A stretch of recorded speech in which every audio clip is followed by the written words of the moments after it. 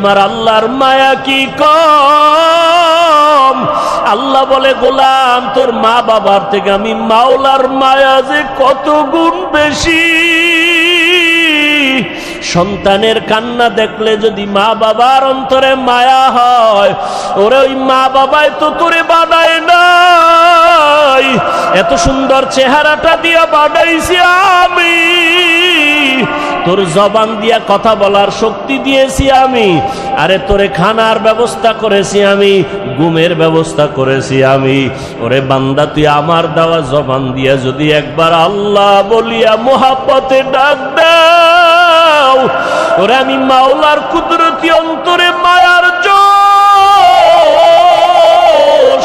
আমি আল্লাহ পাক রহমতের দরজা দিয়া তোরে ডাক দিয়া নিয়া বলবো, আয় আয় আয়। ওরে চোখের পানিটা যখন তুই ছেড়ে দিবি, আমি আল্লাহর মায়া কেন হবে না? 99 গুণ মায়া নিয়ে আমি তোর দিকে তাকাইয়া থাকি। কখন তুই জিহ্বা দিয়ে আমি আল্লাহকে মায়া করে একবার আল্লাহ বলে ডাক দিবি। ইমাম সাহেবের পরামর্শ নিয়া ওই জাহান্নামী গুনাহগার বান্দা রাতের গভীর, আজ রাতে আর ঘুমায় না, রাতের শেষ ভাগে আজকে মালিকের ডাকবে। ইমাম সাহেবের পরামর্শ নিয়া ওই আল্লাহর বান্দা রাতের বেলা যখন শেষ ভাগ চলিয়ে আসলো, অন্ধকারে রুমের পার্শ্বে একটা জায়গায় বসিয়া ওযু বানাইয়া জায়নামাজ বিছাইয়া সেজদায় পড়ে কান্না শুরু করলো। ও আল্লাহ, আমারে মাফ করে দাও, আমাকে মাফ করে দাও। ইয়া রব্বি গফিরলি, ইয়া রব্বি গফিরলি, ইয়া রব্বি গফিরলি। এমন কান্না, এমন কান্না, ঘরের বাচ্চারা পর্যন্ত এক পর্যায়ে আওয়াজ বাড়তে বাড়তে সজাগ হয়ে গেছে। স্ত্রী ডাক দিয়ে কয়, ও স্বামী আমার, তুমি জীবনভর এত অন্যায় করছো, এখন কান্না করতেছো কেন? বলে, আল্লাহর কাছে ক্ষমা চাই। হঠাৎ করে গাইবি একটা আওয়াজ, এরে বান্দা তুই যতই কাঁদো তোর ক্ষমা নাই, ক্ষমা নাই, ক্ষমা নাই। ওরে তুই কান্না করে কি লাভ? এত বড় বড় অন্যায় তুই করছো। আওয়াজটা স্ত্রী পর্যন্ত কানে শুনছে। এবার আল্লাহর বান্দা কান্না বন্ধ করে না, আরো জোরে জোরে ফোফায় ফোফায় কান্না করে, আরো জোর লাগায় কাঁদে আর বলে, ও দয়ার মালিক, গুনার কারণে ফিরাইয়া দিও না। ওরে আমার মতো গুনাহগার কেউ নাই, শয়তানের ধোকায় পড়ে গুনাহ করলাম, গুনার কারণে আমার হাত না পাক, আমার চোখ না পাক, আমার জিহ্বা না পাক, আমার অন্তর না পাক, আমার মতো জাহান্নামী কেউ নাই। মানুষ আমারে ভালো বলে, আসলে আমি তো বড় খারাপ মানুষ। আমার জবানটা গুনার কারণে না পাক, আমার চোখ দুইটা গুনার কারণে না পাক। স্ত্রী ডাক দিয়া বলে, তুমি গাইবি আওয়াজ শুনো নাই, তোমার ক্ষমা নাই, তুমি আবার কান্না করো কেন? আল্লাহর বান্দা বলে, বিবি বলো, এই কান্নার দরজা বাদ দিয়া অন্য কোন দরওয়াজা আছে নাকি? বলো, সেখানে গিয়া কান্না করব। স্ত্রী বলে, আর কোন দরওয়াজা নাই। বলে, তাহলে যেহেতু একটাই দরওয়াজা, গফফার নামের দরওয়াজা, রহমান নামের দরওয়াজা, এই দরওয়াজা ছাড়া যেহেতু আর কোন দরওয়াজা নাই, আমাকে ক্ষমা না করলে আমি কান্না বন্ধ করব না, আমি কান্না করেই যাব। একটা সন্তান কান্না করলে মা বাবায় যদি মায়া করে, একটা ছাত্র কান্না করলে যদি শিক্ষকের মায়া বাড়ে, আমার রহমানের দরজা আমি ছাড়ব না, কান্না করতেই থাকব। আমার পরিণামে যা হবার হবে, তবে কান্না আর আমি বন্ধ করব না। এই বলি আবার কান্না শুরু, আর ডাকেও, দয়ার মালিক, তোমার বান্দা তুমি বানাইছো, তোমার ছেলে নাই, মেয়ে নাই, আমরাই তোমার আদরের গোলাম। শয়তানের ধোকায় পড়ে গুনাহ করেছি, গুনার দিয়ে তাকাইয়া ফিরাইয়া দিও না রে আল্লাহ। গুনার কারণে দিলটা পাথর মোর চোখে পানিও নাই। ও আমার গুনাহগার বাবারা, ও যুবক বাবারা, চোখে কি পানি নাই? গুনার কথা স্মরণ করে আমার মালিকের ডাক দাও আর আমার মালিকের কাছে ক্ষমা চাও। ওরে আজকে রাত্রে তুমি এখানে আসো, কালকে কোথায় থাকবা জানা নাই। আল্লাহর বান্দা কান্না বন্ধ করে না, কান্না চালু রাখছে। এমন কান্নার এক পর্যায়ে হঠাৎ করে আবার গাইবি আওয়াজ,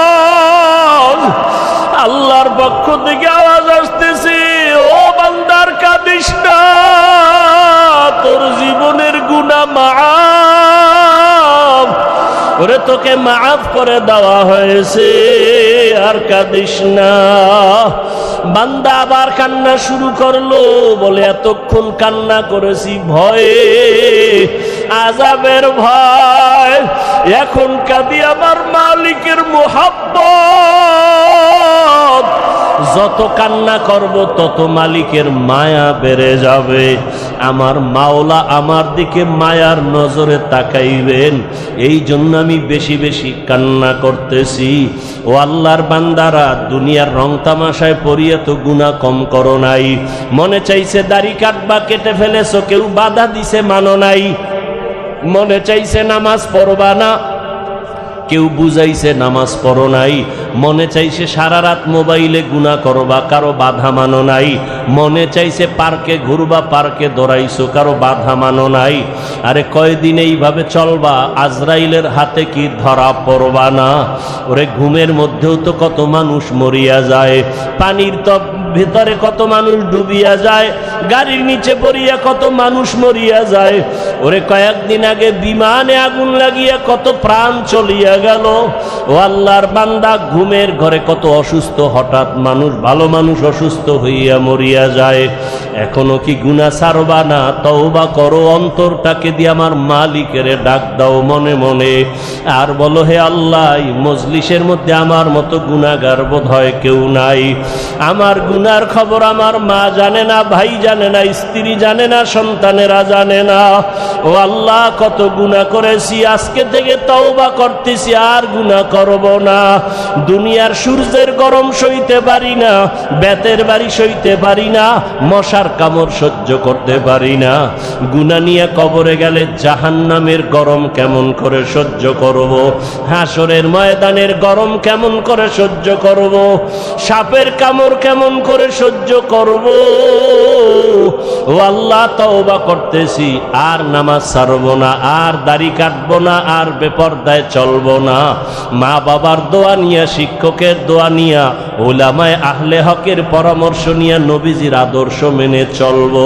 ক্ষমতার পাগল, নামাজে দাঁড়াইয়াও ক্ষমতা, ঘুমের মধ্যে ক্ষমতা, ঘুমের থেকে উঠার পরে ক্ষমতা।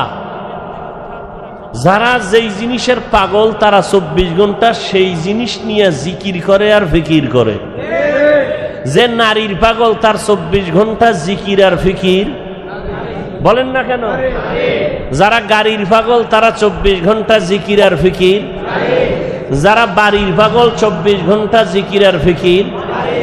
ঢাকাতে বাড়ি আছে, এরপরও জিকির ফিকির। চট্টগ্রামে বাড়ি দরকার, আবার জিকির। কানাডায় করব, সিঙ্গাপুরে করব, কক্সবাজারে বাড়ি করব।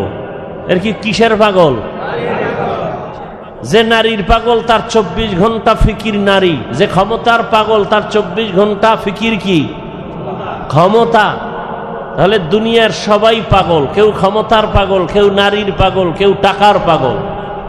এই সব পাগলের মধ্যে একদল উত্তম পাগল আছে, এরা টাকার পাগল না, বাড়ির পাগল না, গাড়ির পাগল না, ক্ষমতার পাগল না, এরা আল্লাহকে পাওয়ার পাগল। কাকে পাওয়ার? যে ক্ষমতার পাগল, সে কি চায়? ক্ষমতা। যে নারীর পাগল, সে কি চায়? যে টাকার পাগল, সে কি চায়? টাকার পাগল এমন হওয়া হইছে, বাবার পকেট মারে, মায়ের মারে, এক পর্যায়ে টাকার জন্য মাকে মাইর দেয়, বাবারে জবাই করে। কিসের পাগল? ও কি চায়? টাকা চায়। বাপ সামনে বাধা, বাবারে মারো। আমার দরকার টাকা, মা বাধা হইছে, মাকে মেরে ফেলো। আমার দরকার টাকা, দোকানওয়ালাকে মেরে ফেলো। টাকার পাগল। নারীর পাগল যারা, এরা বলে মা ছাড়বো, বাপ ছাড়বো, আমার নারী ছাড়বো না। দুই রশিতে একজন আর ফাঁসি। তাহলে যারা দুনিয়ার পাগল, এগো চিন্তা ফিকির দুনিয়া দুনিয়া দুনিয়া। আর যারা আল্লাহর পাগল, এরা কি চায়? এরা হাঁটতে চলতে সবসময় খালি কি ফিকির করে? অন্তরে ফিকির আল্লাহ, জবানে জিকির আল্লাহ, উঠতে বসতে শুধু আল্লাহকেই ডাকে। কাকে ডাকে? ইয়া ইলাহি মুঝসে মুঝকো दूर कर, ताके देखो मुझ में तुझको एक नजर। या इलाही तू मेरा माबूद है, या इलाही तू मेरा माशूक है। या इलाही तू मेरा सत्तार है, या इलाही तू मेरा गफ्फार है। আল্লাহকে পাওয়ার জন্য যেই বান্দা পাগল, যে পাগল হইছে কেন? কইটার মধ্যে মজা পাইছে। মা বাবায় বুঝায় তুই কোন মাইয়ার জন্য পাগল হইছ, তোরে সুন্দরী রূপসী বড় লোকের মাইয়া এনে দিব, বলে দরকার নেই আমার ফেতনি বালা। চেহারা ভালো না কামার এটাই ভালো। মা বাবায় যত বুঝায়, সন্তান এই বুঝ মানতে চায় না। বলে আমি যেই মেয়েটার পিছনে পাগল হয়ে গেছি, ওরে আমার দরকার, তোমারে দরকার নাই, বাবারে দরকার নাই, টাকা লাগবে না, ভিক্ষা করে খাবো, আমার চোখের দেখার পাগল নারীটারে আমার লাগবে। তোমরা যতই বলো কালো, তা আমার কাছে এটাই কি ভালো। এখন যত বুঝায় সে বুঝতে চায় না। সবাই বলে সে এখন মেয়ের জন্য পাগল হয়ে গেছে, ওর মাথা ঠিক নাই, ও এখন পাগল ভেসে চলতেছে, এখন ওরে সবাই ছেড়ে দাও, ওর পাগলামি নিয়ে ও আছে, ও ওখানে মজা পাইছে, ওই মজা ছাড়বে না। টাকার পেছনে যারা ঘুরে দৌড়ায়, হাজারবার বুঝানোর পরও বলে হারাম খাবি না, এরপরও হারামের ভিতরে মজা। কুকুরের যতই বুঝাও পায়খানা খাওয়া ভালো না, তোর জন্য ফ্যান আছে, ভাতের মার আছে, তোর জন্য খানা আছে আলাদা, বাথরুমে গিয়া পায়খানা খাইও না। কুকুরের যত বুঝাবে কয় না আমার ওটাই মজা বেশি। কথা ঠিক নেই? এরে নবীর উম্মত যারা আমার আল্লাহ পাকের আশিক, ওরা গবেষণা করতে করতে ফিকির করতে করতে চিন্তা করলো, আমার মা আমার বাবা আমার আসল কেউ না, একমাত্র আমার আসল কে? রিজিকের মালিক আমার আল্লাহ, হায়াতের মালিক আমার আল্লাহ, ইজ্জতের মালিক আমার আল্লাহ, আমাকে সুস্থ রাখার মালিক কে? আল্লাহ, সম্মান দেওয়ার মালিক আল্লাহ, ইজ্জত নেওয়ারও মালিক কে? চেয়ারে বসাইয়া দেয় কে? এই চেয়ার থেকে নামায়া দেয় কে? সব কিছুর মূলে আমার আল্লাহ। আমি যদি ঘুমায় যাই, ঘুম থেকে যদি না উঠি, আমার আল্লাহ যদি না উঠতে পারবো না, আমাকে ঘুম পাড়ায় দেন কে? আল্লাহ। ঘুম থেকে উঠার সুযোগ কে দেন? আল্লাহ। আল্লাহ যদি কয় না তোর এই শেষ ঘুম, আমার মা বাবায় জীবনে ঘুম থেকে সজাগ করতে আর পারবে না। এই চিন্তা করতে করতে করতে করতে অন্তরের মধ্যে একটা মজার ঘেরান আসতে থাকে। আসলে আমার মা আপন না, বাবা আপন না, ভাই আপন না, টাকা আপন না, মাল আমার আপন না, একমাত্র আমার ইহকাল পরকালে আমার ভালোর জন্য সর্বক্ষেত্রে আমার একমাত্র আপনকে।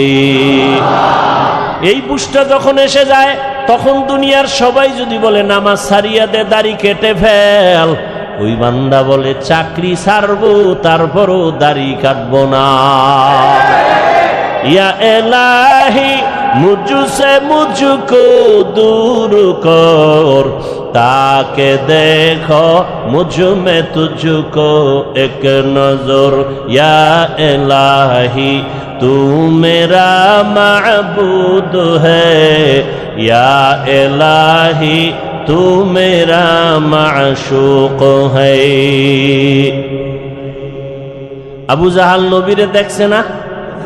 13টা বছর যেই রহমতের নবীকে এক নজর দেখলে জাহান্নামের আগুনটা হারাম হয়ে যায়। কেমন মায়ার নবী আমার, যেই রহমতের নবীকে দেখা মাত্র পেটের ক্ষুধা থাকে না।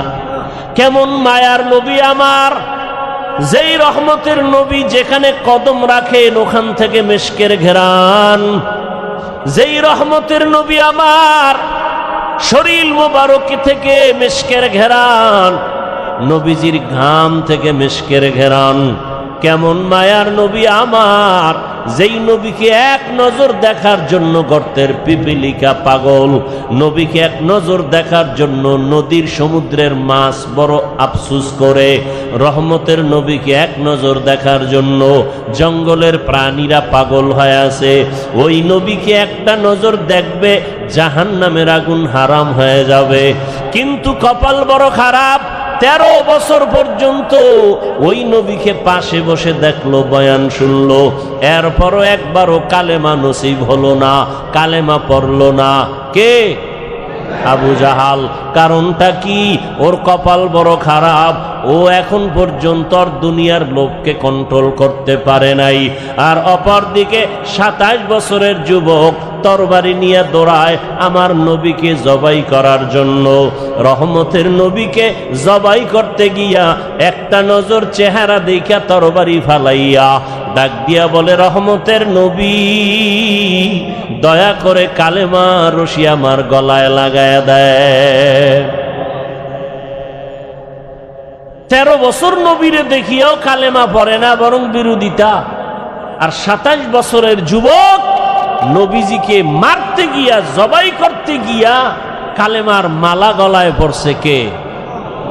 কে? এর নাম হেদায়াত, এর নাম কফাল।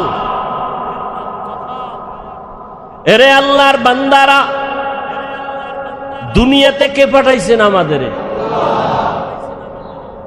আমরা জোর করে আসতে পারছি? হ্যাঁ, আমরা জোর করে কেউ আসতে পারি নাই। দয়া করে আল্লাহ আমাদের পাঠাইছেন। আল্লাহ যদি না পাঠাইতেন আসার কোনো সুযোগ ছিল না। আল্লাহ দয়া করে পাঠাইছেন। কেন? বলে আমার ইবাদত করার জন্য। তোমার কাজ একটা, শুধু আমার ইবাদত। তবে ইবাদতটা দুনিয়ার মধ্যে থাকিয়া করবা, জঙ্গলে গিয়া না। সংসারও করবা, ব্যবসা করবা, চাকরি করবা, এর মাঝে দিয়া জবান দিয়া আমার আল্লাহরে ডাকবা। নামাজের সময় নামাজও পড়বা, মা বাবার হকও আদায় করবা, স্ত্রীর হকও আদায় করবা, সন্তানের হকও আদায় করবা, প্রতিবেশীর হক আদায় করবা, ভাইয়ের হক আদায় করবা, বোনের হক আদায় করবা, তোমার বাবার হক আদায় করবা, মুরব্বীর হক আদায় করবা। এর মধ্য দিয়া তুমি আমার হকও আদায় করবা। সব ঠিক রাইখা যখন তুমি আমি আল্লাহকে আল্লাহ বলে ডাক দিবা, তোমার ওজনটা অনেক বেড়ে যাবে। আমি আল্লাহ দুনিয়ায় পাঠাইলাম, দুনিয়ার কাজের মাঝখান দিয়া আল্লাহর ইবাদত করবা, এই কাজের জন্য আমি পাঠাইলাম। দুনিয়া ছাড়া এ ইবাদত আর আলাদা জায়গায় করা যাবে না। দুনিয়াতেই দিলাম আমি ইবাদত করার জন্য। এখন ইবাদতটা করা মাত্র তুমি চলে আসো। তোমার থাকার জায়গা দুনিয়া না, তোমার ঘুমানোর জায়গা দুনিয়া না, আরামের জায়গা দুনিয়া না। আমি আল্লাহ তোমার চির শান্তির জন্য আরামের ঘর বানায় রাখছি, জান্নাত। বেহেশতা যাকে আজারে নবাসত, কাছে রাবা কাছে কারে নবাসত। আল্লাহ সতর্ক বাণী দিয়া বললেন, ইয়া আইয়ুহাল্লাযীনা আমানুত্তাকুল্লাহ, ও মুমিন আমি আল্লাহকে ভয় কর। ওয়ালতানজুর নাফসুম মা কদ্দামাত লিগাদিন ওয়াত্তাকুল্লাহ। সামনে তোমার একটা জীবন আছে, ওই জীবন তোমার আসল জীবন। দুনিয়ার জীবনের তোমার কোনো মূল্য নাই, 1 ঘন্টার গ্যারান্টি নাই, 1 সেকেন্ডের কোনো ভরসা নাই। ওরে আল্লাহর বান্দা, তোমার আসল জীবন হলো চক্ষু বন্ধ হওয়ার পরের জীবন। ওই জীবনটা তোমার আসল জীবন, ওই জীবন তোমার অনন্তকালের জন্য। সম্বল সঞ্চয় করছো কিনা ভালো করে নজর নাও। ওয়াত্তাকুল্লাহ, আমি আল্লাহকে ভয় করো। বারবার আল্লাহ ভয় করার কথা কেন বলেন? আল্লাহকে ভয় না করলে মানুষ অন্যায় থেকে দূরে থাকবে না। সন্তান মা বাবারে যদি ভয় না করে, ওই সন্তান মা বাবার সামনে অন্যায় থেকে ফিরবে না। ছাত্র যদি শিক্ষকের ভয় না করে, ওই ছাত্র অন্যায় থেকে ফিরবে না। বিচারকরে যদি আসামি ভয় না করে, ওই আসামি কখনো বিচারকের সামনে অন্যায় করার থেকে ফিরবে না। যেই মানুষ আমার আল্লাহকে ভয় করবে না, ওই মানুষ অন্যায় করা ছাড়বে না, বারবার অন্যায় করবে। আর যেই সন্তান মা বাবাকে ভয় করবে, ওই সন্তানটা গোপনে গোপনে দুই একটা অন্যায় করলো, মা বাবা আসলে অন্যায়ের থেকে ফিরে যাবে, আর গুনাহ করবে না। মা বাবার শাস্তির ভয়ে ছাত্র মাঝে মাঝে অন্যায় করে, শিক্ষকের বিচারের ভয় আর করে না। ঠিক এই বান্দা আমার আল্লাহর ভয় যখন অন্তরে আসবে, তখন জীবন দিবে, আল্লাহর বিরুদ্ধে কোনো কাজ করবে না। আর এই আল্লাহর ভয়টা অন্তরে জমা করার জন্য একমাত্র রাস্তা আল্লাহওয়ালাদের সোহবত। আল্লাহওয়ালা যারা, আল্লাহর ওলি, এদের নেক নজর, এদের দোয়া, এদের পরামর্শ। কারণ কিয়ামত পর্যন্ত আর এক সেকেন্ডের জন্য জমিনে নবীজি আসবেন? কালেমার দাওয়াত দিতে নবী আসবেন? চট্টগ্রামে নবীজি আইসা কালেমার দাওয়াত দিবেন? ঢাকাতে নবীজি আইসা কখনো কালেমার দাওয়াত দিবেন? নবী আর জীবনে দাওয়াত দিতে আসবেন না। সাহাবায়ে কেরাম আসবেননি? আসবেন না। এরপরে আইম্মায়ে কেরামরা আসবেননি? আসবেন না। বড় বড় বড় বড় আউলিয়ায়ে কেরামরা আসবেন? খাজা মঈনুদ্দিন আসবেন দাওয়াত দিতে? আর আসবেন না। কিয়ামত পর্যন্ত একমাত্র জান্নাতের পথ পাওয়ার ঠিকানা উলামায়ে আহলে হকের সোহবত। উলামায়ে আহলে হকের সোহবত। এই জন্য আল্লাহ বলেন বারবার আমাকে ভয় কর। আমাকে ভয় না করলে হাজারো বয়ান শুনবা, তোমার এই বয়ান অন্তরের মধ্যে যাবে না, কারণ তোমার অন্তরে আল্লাহর আযাবের কোনো ভয় নাই। ইন্নাল্লাহা খাবীরুম বিমা তা'মালুন, তুমি যা করো এ বিষয়ে অগ্রিম সবকিছু কে জানেন? আল্লাহকে ফাঁকি দেওয়া যাবে? ফাঁকি দেওয়া যাবে না। আল্লাহ বলে বান্দা আমাকে ভয় কর, গুনাহ থেকে দুনিয়ার মহাব্বত সারিয়া আখেরাতের লাইনে তুমি মজবুতি অর্জন করো, আখেরাতের বাজার ঠিক মতো করো। আখেরাতের বাজার হলো ইবাদত। আখেরাতের বাজার কি? ইবাদত মানে কি শুধু নামাজ? হাসি দিবেন ইবাদত, কান্না করবেন ইবাদত, মা বাবার সাথে কথা বলবেন ইবাদত, আপনি বিবাহ শাদী করবেন ইবাদত, চাকরি করবেন ইবাদত, ব্যবসা করবেন ইবাদত, লেখাপড়া করবেন ইবাদত। সব কিছু আল্লাহর মোহাব্বত নিয়ে করবেন, নবীর আদর্শ মেনে করবেন, ইবাদত হয়ে যাবে। বাথরুমে গিয়ে বসে থাকবেন, সেটাও আপনার ইবাদত হিসাবে পরিণত হবে, যদি আল্লাহর মোহাব্বত রসুলের আদর্শ অনুযায়ী বাথরুম করেন। আল্লাহর মোহাব্বত আর কার আদর্শ? আর কারো আদর্শ মানা যাবে না। সব আদর্শ ভেজাল, নির্ভেজাল আদর্শ মদিনার রসুলের। দুনিয়ার সব আদর্শ নাপাক, সব আদর্শ একমাত্র পাক আদর্শ কি? রহমতের নবীর আদর্শই কি পাক। রহমতের নবীর আদর্শ গ্রহণ করার কারণে মক্কার চূড়ান্ত খারাপ মানুষ জান্নাতের অগ্রিম টিকিট হাতে নিয়েছেন, ঠিক না? কয়জন? কয়জন? রসুলের আদর্শের কারণে আল্লাহ জান্নাতের টিকিট তাদের হাতে দিয়েছেন। তারা মরিয়াও অমর, এখনো তাদের নাম যশ খ্যাতি, এত সুনাম। সমস্ত সাহাবায়ে কেরামদের নাম শুনিয়া মানুষের দিলের মধ্যে মায়া লাগে। এমন এমন ঘটনা বললে মানুষ চোখের পানি ধরে রাখতে পারে না, কান্না কান্না।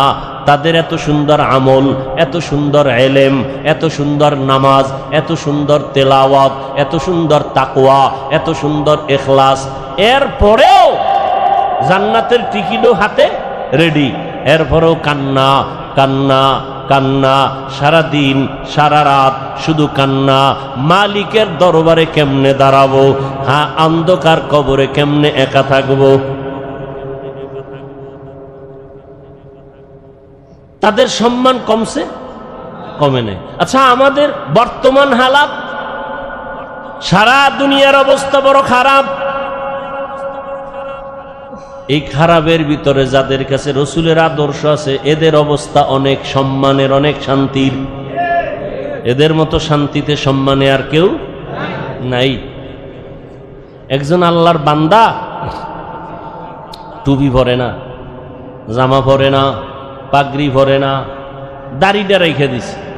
এই ভাই তুমি পাগড়ি পরো না, দাড়িটার উপরে মজবুত কেন, দাড়ি ছাড়বো না। পাগড়ি মাঝে মাঝে পরলাম না পরলাম নাই, দাড়ি ছাড়বো না কেন? আমি চিন্তা ভাবনা করে দেখলাম মরার পরে আমার সাথে রসুলের একটা আদর্শ যাবে, সেটা দাড়ি। মরার পরে কোন আদর্শটার সাথে যাবে? দাড়ি। জাহিরি ভাবে দেখা যাবে দাড়ি।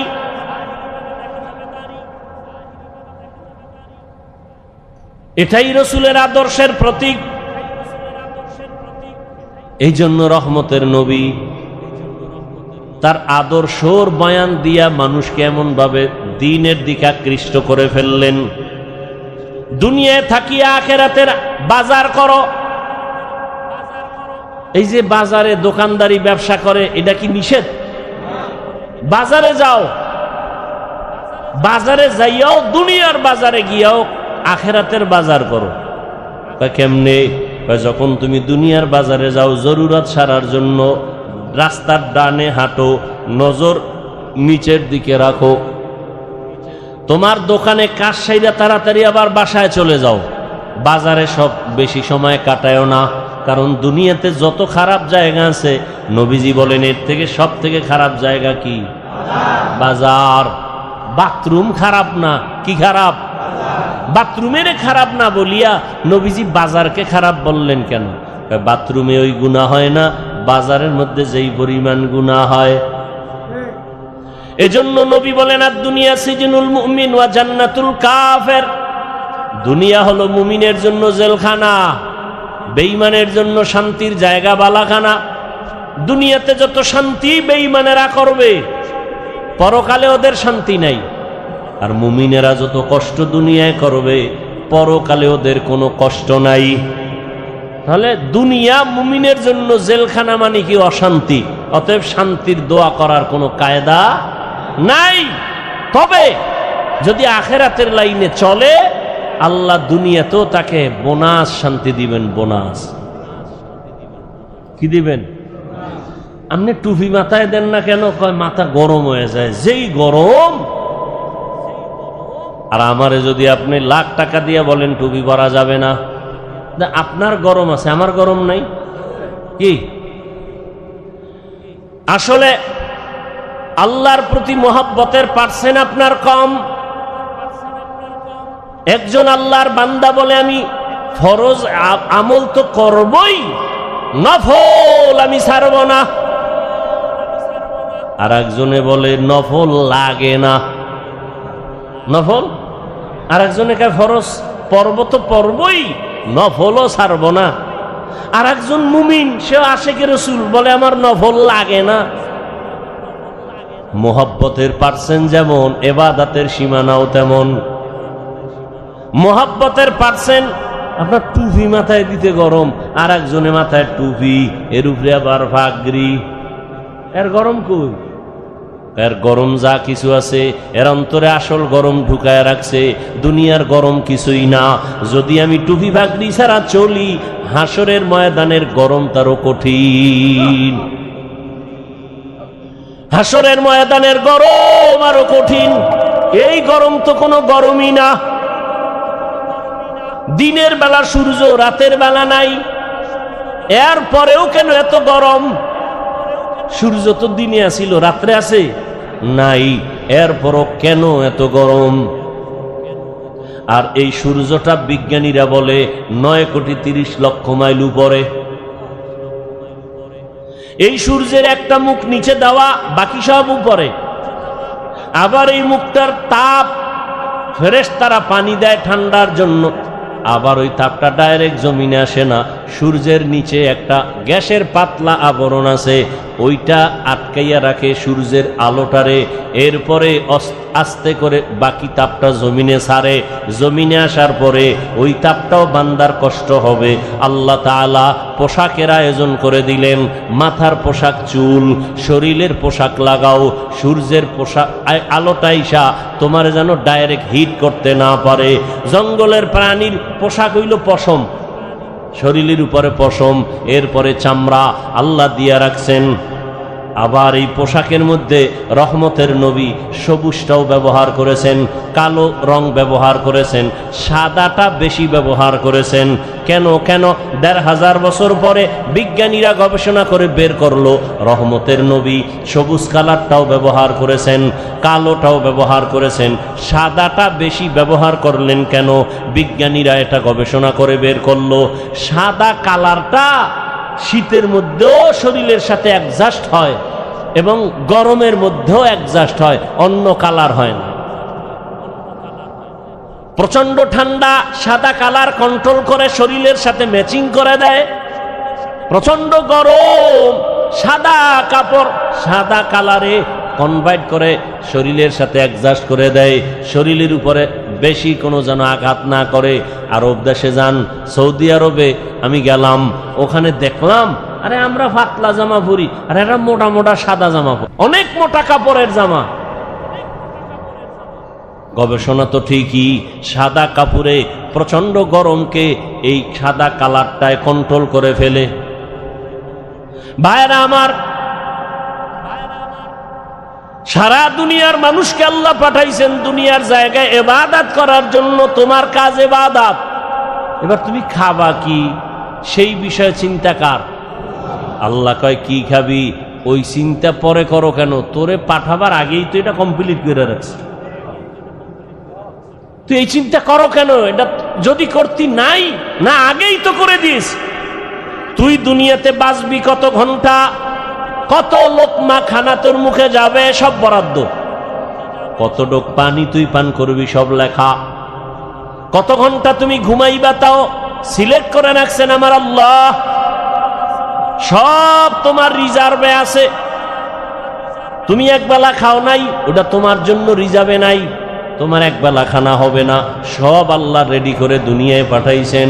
দুনিয়ার তোমার আলোর দরকার, আগে সূর্য বানাইছেন, তোমার চলার জায়গা দরকার, জমিন বানাইছেন, পানির দরকার, সমুদ্রের পানি, ওদিকে বৃষ্টির পানি, সব ব্যবস্থা করে দিয়ে আল্লাহ বলেন তোমার একটাই কাজ আমার ইবাদত।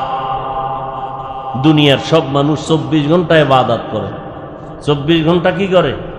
আল্লাহ সূর্যটারে চাঁদকে ক্যালেন্ডার বানায় দিছেন। 24 ঘন্টা দুনিয়ার মানুষ নামাজে আছে। আমরা এখন পড়ি নামাজ, এর 5 মিনিটের আধা ঘন্টা পরে আর এক দেশে নামাজ শুরু, এর 1 ঘন্টা পরে আর এক জায়গায় নামাজ শুরু, আবার 3 ঘন্টা পরে সৌদি আরবে শুরু। হ্যাঁ, এইভাবে টোটাল দুনিয়াটাকে আল্লাহ পাক ক্যালেন্ডারের সাথে সূর্য চাঁদের সাথে মিলাইয়ে দিছেন। অর্থাৎ আল্লাহর ইবাদত এক টাইমে করবে না, দুনিয়াতে 24টা ঘন্টাই বান্দা আমার ইবাদত করবে। 1 সেকেন্ড যেন ইবাদত থেকে খালি না থাকে।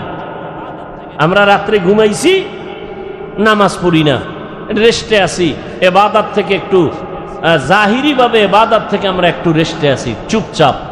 আল্লাহ কয় দুনিয়ার অন্য জায়গায় তো তোমার মতো বান্দা বান্দিরা ইবাদত করতেছে, সেখানে সূর্য আছে, রাত না। এখন তুমি যদি বলো ওই আরব দেশের যখন নামাজ পড়ে আমি তখন পড়ব, এই চিন্তা যদি লেবানন করে, লন্ডন করে, আমেরিকা করে, তাহলে ইবাদত এক টাইম হবে আর এক টাইম হবে না। আল্লাহ কয় না না, আমি পাঠাইছি ইবাদতের জন্য। 24 ঘন্টার সেকেন্ডে সেকেন্ডেই সারা দুনিয়ার মানুষ ইবাদত করবে। এজন্য রাত আমি ঘুরায় ঘুরায় দিছি, দিন আমি ঘুরায় ঘুরায় রাখছি। সূর্যটা ঘুরে ঘুরে আলো দেয়, ঘুরে ঘুরে আলো দেয়। এখানে রাত, ওখানে দিন, ওখানে দিন, এখানে রাত, ঠিক নেই?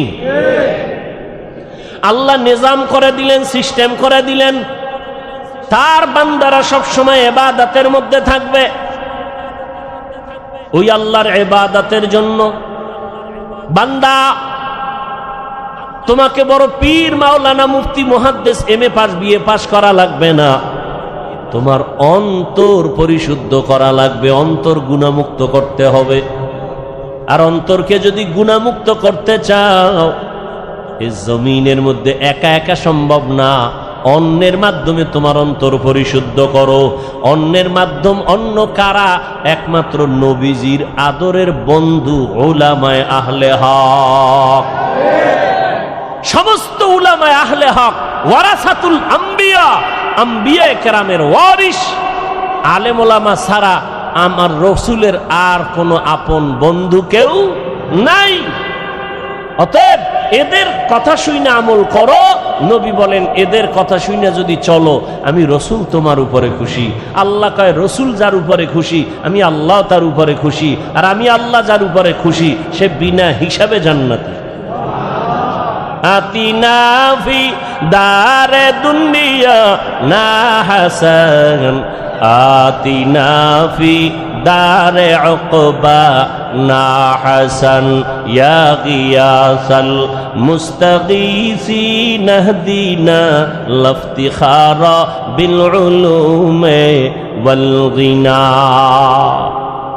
আল্লাহর ইবাদতের জন্য নিজেকে আত্মসমর্পণ করে দাও। আমি যে যত কাজ করব সব আমার আল্লাহর রাজি খুশি অনুযায়ী হতে হবে। ইন্না সালাতি ওয়া নুসুকি ওয়া মাহইয়ায়া ওয়া মামাতি লিল্লাহি রাব্বিল আলামিন। ইব্রাহিম নবী দোয়া করলেন আমার নামাজ, আমার কুরবানি, আমার বেঁচে থাকা, আমার মরে যাওয়া কার জন্য? আল্লাহর জন্য আমি বেঁচে আছি। আল্লাহর জন্য বেঁচে আছি মানে যতক্ষণ বেঁচে আছি আমি আল্লাহর হুকুম অনুযায়ী চলব। আমার ব্যবসা বাণিজ্য সব কিছু আমার আল্লাহর জন্য। আমার নামাজ, আমার রোজা, আমার তেলাওয়াত, আমার জিকির, আমার সব ব্যবসা বাণিজ্য কার জন্য? আল্লাহর জন্য। যারা ব্যবসা করবে ওই ব্যবসায়ী বান্দা কোনোদিন কাস্টমারের সাথে মিথ্যা কথা বলবে না। আল্লাহর জন্য যারা ব্যবসা করবে কোনোদিন কাস্টমারকে মাপে কম দিবে না। 2 নাম্বার মালের 1 নাম্বার বলবে না। কোনোদিন কোন আল্লাহর বান্দা বান্দির সাথে ধোঁকাবাজি করবে না। আর এমন ব্যবসায়ীকে রসুল বলেছেন আমি রসুলের সাথে তুমি জান্নাতে থাকবা। তাহলে আল্লাহ পাক বুঝাইলেন দুনিয়ার মধ্যে থাকিয়া আখেরাতের বাজার করো। আখেরাতের বাজার যদি করতে চাও দুনিয়ার রং তামাশায় তোমাকে গ্রাস করে ফেলতে পারে, তবে আমার ভয় অন্তরে জমা রাখো। আমার ভয়টা যদি অন্তরে জমা রাখো দুনিয়ায় তোমাকে আকৃষ্ট করতে পারবে না। তবে একা একা পারবা না। যাদের মধ্যে আল্লাহর ভয় আছে তাদের সাথে সম্পর্ক লাগায় দাও। আল্লাহর ওলি জমিনে আছে যারা নামাজ ছাড়া 1 সেকেন্ড সময় কাটায় না। নামাজের সময় নামাজ, বাকি টাইম জিকির তেলাওয়াত। এই মানুষগুলোর চেহারার দিয়ে যতক্ষণ তাকাইবা তোমার অন্তরে শুধু আল্লাহর কথাই মনে পড়বে, দুনিয়ার কোনো চিন্তা তোমার অন্তরে থাকবে না। এমন আল্লাহওয়ালাদের নজর লাগাও, তোমার অন্তরটা ধোলাই হয়ে যাবে। আল্লাহওয়ালাদের নজর যখন তোমার ভেতরে আসবে আল্লাহওয়ালাদের দোয়াও চলতে থাকবে। এক পর্যায়ে দেখবা এখন তোমার নামাজ ভালো লাগে না, তখন তোমার আজান হলে আর ব্যবসা ভালো লাগবে না। এখন তো আজান হয়ে গেছে, দোকানওয়ালা ভাই চলেন নামাজে, একটু পরে যাই, কাস্টমার বিদায় দিয়ে নেই। এখন বিদায় দিতে দিতে জামাত শেষ, এরকম হয় না? কিন্তু আল্লাহওয়ালাদের সাথে যাদের গভীর সম্পর্ক এদের অবস্থা দিন দিন শুধু পরিবর্তন হয়। এক পর্যায়ে দেখা যায় একটা সুন্দর করে সাইনবোর্ড বানায় লেখছে নামাজের বিরতি, দোকান বন্ধ। এক সময় কাস্টমারের ঝামেলায় জামাতে যায় না, আর এখন আলাদা সাইনবোর্ড বানাইছে নামাজের বিরতি, দোকান বন্ধ। এটা আল্লাহওয়ালাদের সোহবতের মাধ্যমে সম্ভব, একা একা সম্ভব না। এজন্য আল্লাহওয়ালাদের সোহবত। আল্লাহওয়ালা কারা? বাংলাদেশে তো আল্লাহওয়ালাদের অভাব নাই। তবে সহজ কথা, যার কথা শুনলে, যার কাছে বসলে গুনাহ ছাড়া সহজ হয়, নেক আমল করা সহজ হয়, এমন আল্লাহওয়ালা আসল আল্লাহ। যেই আল্লাহওয়ালাদের নেক নজর লাগলে অন্তরের মধ্যে আমলের আগ্রহ বাড়ে, গুনার আকর্ষণ কমে যায়। আল্লাহওয়ালার সামনে গিয়া বয়ান শুনিয়া চোখের পানি ছেড়ে কাঁদেন, অন্তরে ভয়। যেই ভয়টা এতক্ষণ আসে নাই, আল্লাহওয়ালা খাঁটি আল্লাহওয়ালাদের বয়ান শুনতে গিয়া চোখের পানি যখন পড়া শুরু হয়ে গেল, দিলটা নরম হয়ে গেছে। আল্লাহওয়ালার বয়ান শুনিয়া কেমন যেন এখন আর ব্যবসা ভালো লাগে না, চাকরি ভালো লাগে না, এখন আর দুনিয়াদারি ভালো লাগে না। বান্দার চোখের থেকে পানি বের হয়ে গেল। আল্লাহর কাছে বারবার তওবা করে ক্ষমা চায়, জীবনে কত নামাজ ছাড়লাম, কত বেপরদায় চললাম, কত মিথ্যা কথা বললাম, গালি দিলাম, গীবত শিকায়াত করলাম। আল্লাহর কাছে তওবা করে, আল্লাহ তুমি আমাকে দয়া করে মাফ করে দাও। ভাইরা আমার, মানুষের জীবনের একটা পর্যায়ে আসিয়া নিজে নিজে একটা পেরেশানির মধ্যে পড়ে, আরে একদিন তো মরে যাব, এই একটা চিন্তা চলে আসে একটা সময়, আমি তো মরব, তো কি উপায় হবে আমার, করলাম কি জীবনে। এক আল্লাহর বান্দা জীবন ভর শুধু গুনাহ গুনাহ গুনাহ গুনাহ, এলাকার সবাই জানে বড় অপরাধী, এমন কোনো গুনাহ নাই যে গুনাহ তার দ্বারা হয় না। রাতের বেলা একদিন বিছানায় শুয়ে শুইয়া চিন্তায় পড়ে গেল, আরে আমি গুনাহ করতে করতে জীবন আমার শেষের দিকে চলল, আমার ডানে বামে সব চলিয়া গেল, গুনাহ করলাম হাতের দ্বারা, কত মানুষ জবাই করলাম, এখন তো মানুষ আমারে দেখলেই ভয় পায়, জানে আমি এলাকার বড় সন্ত্রাসী, বড় চাঁদাবাজ, বড় চান্দাবাজ, ধান্দাবাজি করি, মানুষ আমার সামনে আসে না, আলেম ওলামারাও আমারকে ভালো জানে না। মন্তরের মধ্যে একটা আঘাত লাগছে, হঠাৎ করে কানের মধ্যে আওয়াজ, মসজিদের মিনারায় ফজরের আজান, আসসালাতু খায়রুম মিনান নাওম, অন্তরের মধ্যে গিয়া হিট করলো। এক তো চিন্তায় পড়ছে আমার উপায় কি হবে, এর মধ্যে আজানের আওয়াজ অন্তরের মধ্যে হিট করলো। এবার কত একটু ঘুইরা ঘুইরা মসজিদের দিকে যাই, গিয়া দেখে কেউ নাই, মসজিদ দরজা একটা খোলা, মুয়াজ্জিন সাহেব আজান দিয়া বের হচ্ছে, ওদিকে ইমাম সাহেব রুমের পাশে ওযু বানায়। সন্ত্রাসীর দেইখা ইমাম সাহেব বড় ভয় পেয়ে গেল। ওই লোকটা বলে, ভয় পাইও না হুজুর, আমি এখন উল্টা মন নিয়ে আসি না, আমার অন্তরটা বড় দুর্বল, আমার একদিন মরণ হবে, মালিকের কাছে আমি কেমনে কি নিয়ে দাঁড়াবো, কি জবাব দিব। ইমাম সাহেব বড় খুশি হইয়া বলেন, আসেন ওযু বানান। কাজ জীবনে তো ওযু করি নাই। ইমাম সাহেব বৈশা তারে সুন্দর করে ওযু শিখায় ওযু বানায় দিল, নামাজ পড়াইয়া এরপরে বলে, আপনি প্রতিদিন নামাজ পড়বেন, একজন আল্লাহওয়ালার পরামর্শ নিবেন। বলে, হুজুর আমি আপনার পরামর্শ নিব। আর গভীর রাত যখন হয়, আমার মাওলা তখন দরজা তওবার খুইলা বান্দাকে ডাকে। অতিও গভীর হয় রজনী যখন, নীরবে প্রভুর নাম জপিও তখন, প্রভুর করুণা যদি পাইবারে চাও, গভীর রাতে উঠে প্রভুর গুণগান গাও। গভীর রাতে আমার আল্লাহ প্রত্যেক রাতের শেষ ভাগে প্রথম আসমানে আসিয়া হাজির। আল্লাহ জোহরে আইসা ডাকে না, আসরে আইসা ডাকে না, ফজরে আইসা ডাকে না, মাগরিবে ডাকে না, এশার সময় ডাকে না, আল্লাহ রাতের শেষ ভাগে প্রথম আসমানে আইসা ডাকে, ও আমার গুনাহগার গোলামেরা কই, শয়তানের ধোকায় পড়ে গুনাহ করেছো, আমি আল্লাহ ক্ষমার দরজা খুইলা ডাকতেছি। আলা মিন মুস্তাগফিরিন ফাগফির আলাহ, আলা মিন মুস্তারজিকিন ফারজুকা। ও গুনাহগারেরা, গভীর রাত, এখন সব অন্ধকার, অন্ধকারে কেউ কাউকে দেখে না, উঠো ও বান্দা। এখন গাছের পাখিরা পর্যন্ত ঘুমায়, ঘরের মানুষেরাও ঘুমায়, নদীর মাছগুলো ঘুমায়, দোকানগুলো বন্ধ, কোলাহল নাই, নীরবে তুমি একা একা একটু উঠো, ওইটা সুন্দর করে আস্তে করে ওযু বানাও।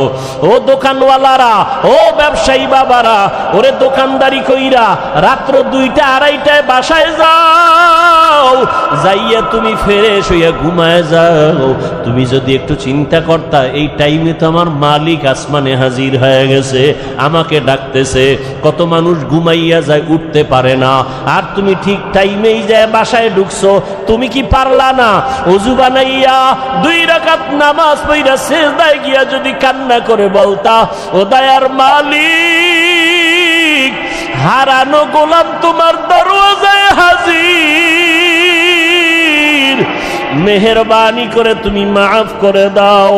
ইমাম সাহেব পরামর্শ দিয়ে দিল, বাবা ভোর রাত্রে আমার মাওলা বড় দয়ার নজর দিয়া তাকায়, আপনি গোপনে একা একা অজু বানায় ঘরের কোনো একটু নামাজ পড়বেন আর আমার মাওলার কাছে কান্না করবেন। চোখের পানি দেখলে মা বাবার মায়া সন্তানের দিকে বেড়ে যায়, ছাত্রের চোখে পানি দেখলে শিক্ষকের মায়া বেড়ে যায়, আসামির চোখে পানি দেখলে বিচারকের মায়া বেড়ে যায়। ওরে ওদের থেকে আমার আল্লাহর মায়া কি কম?